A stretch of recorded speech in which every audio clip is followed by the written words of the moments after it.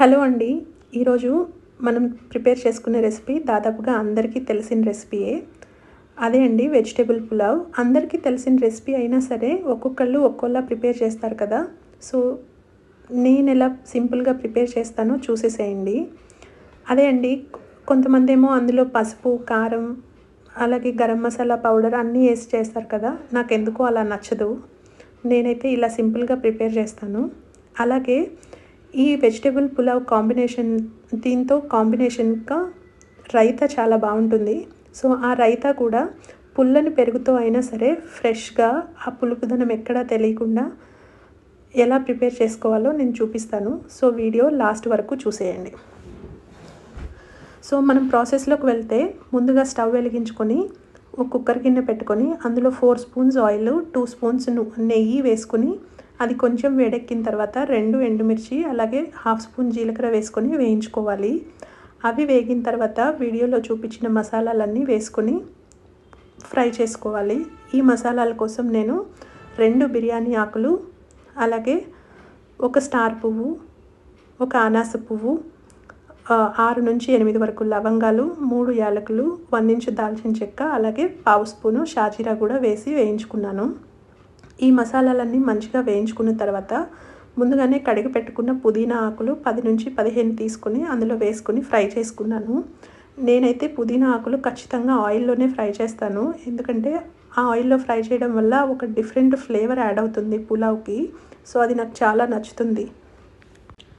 పుదీనాని ఒక 30 సెకండ్స్ వరకు ఆయిల్లో ఫ్రై చేసుకున్న తర్వాత ముందుగా కట్ చేసి పెట్టుకున్న పచ్చిమిర్చి ముక్కలు, అలాగే కొంచెం కరివేపాకు కూడా వేసుకొని వాటిని కూడా వేయించుకుంటాము.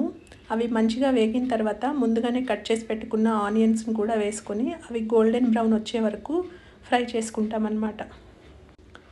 ఆనియన్స్ మాత్రం ఖచ్చితంగా గోల్డెన్ బ్రౌన్ కలర్ వచ్చే వరకు వేయించుకోండి, లేకపోతే ఆ టేస్ట్ డిఫరెంట్గా వస్తుంది, బాగుండదు కూడా.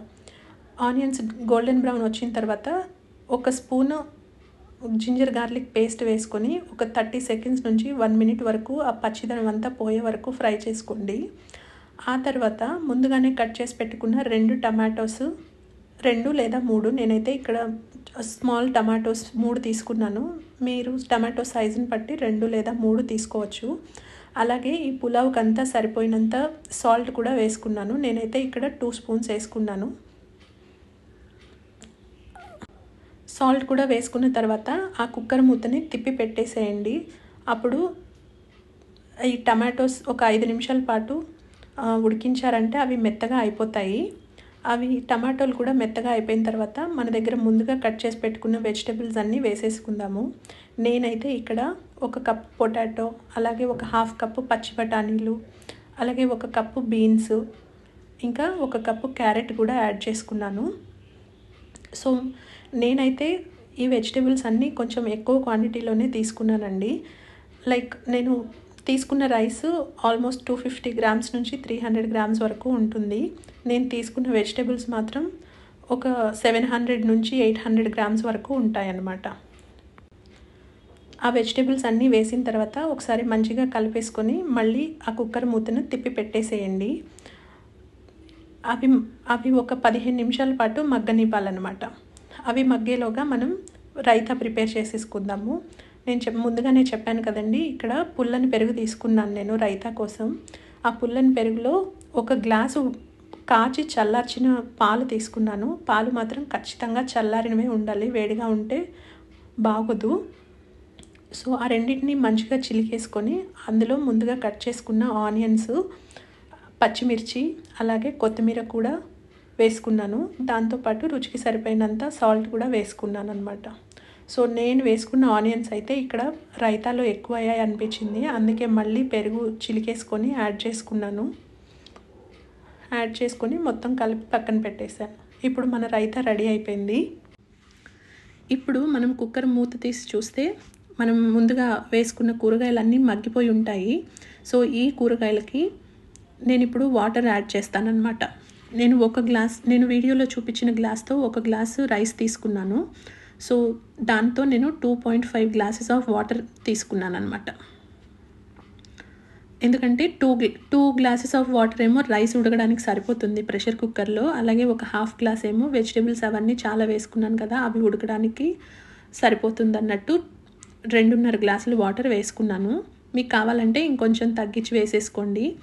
అలాగే ముందుగా నానబెట్టుకున్న రైసు, అలాగే ముందుగా తరిగి పెట్టుకున్న కొత్తిమీర, అలాగే స్ప్రింగ్ ఆనియన్స్ ఉన్నాయి కదా, అవి కూడా వేసేసుకొని ఇప్పుడు కుక్కర్ మూత క్లోజ్ చేసేసుకోవాలి.